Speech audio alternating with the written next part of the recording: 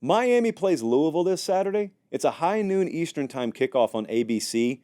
This game, I would very much encourage you to circle. We spotlighted this one in the preseason because it's a big dynamics advantage for Miami. So Miami's off a bye. We have these games this time of year where one team's off a bye, and that's Miami. Louisville, fifth straight game, and their last four games have really come down to the wire, including the last three being one-possession games.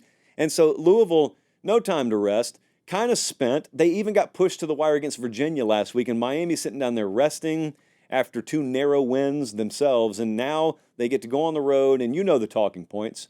You just want to get to the bye week, and then you clean up everything in the bye week, whatever cleanup means in football. Then you go out on the road, and all will be well, right? Well, you're favored by 4.5. So let's see. Louisville's defense. This is the not good part.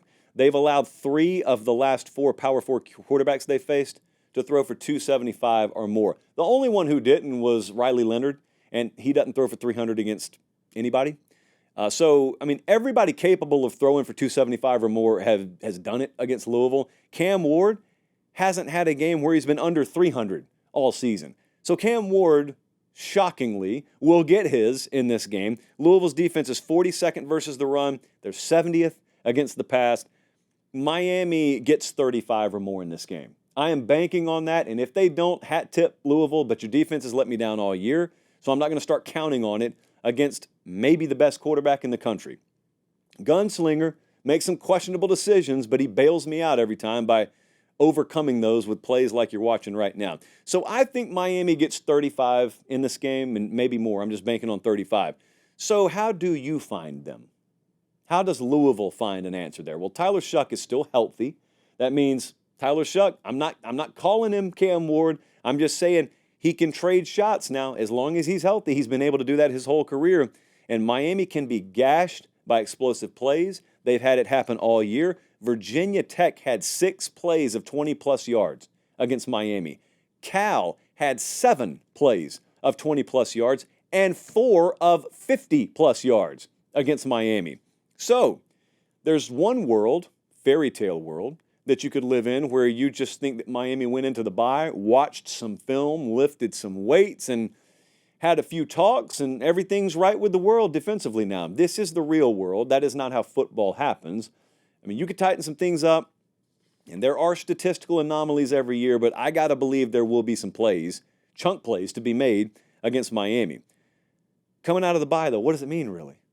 I actually wrote that on the piece of paper. Coming out of the bye means ellipsis, ...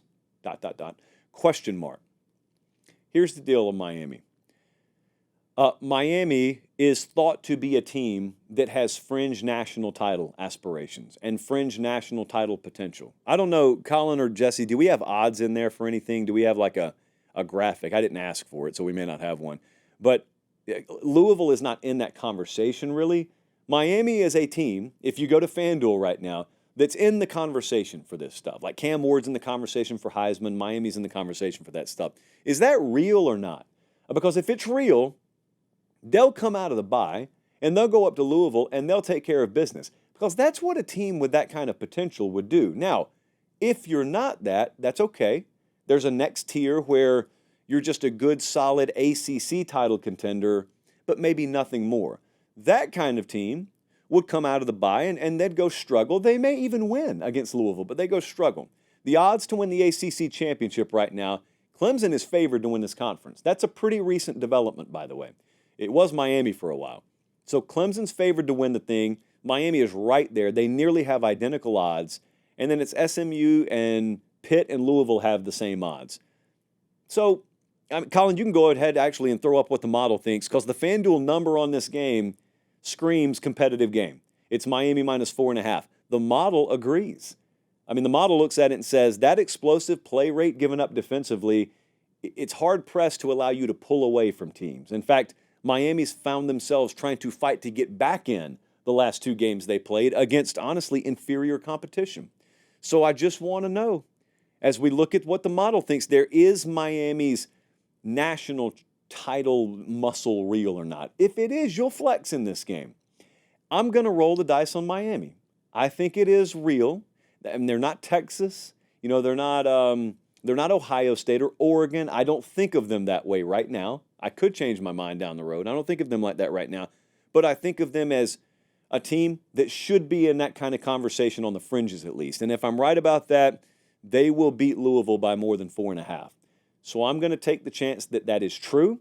I'm going to take the chance that Miami goes up there out of a bye and they're good enough and they win it and they cover, and then we can have a separate conversation about what's possible for them down the road.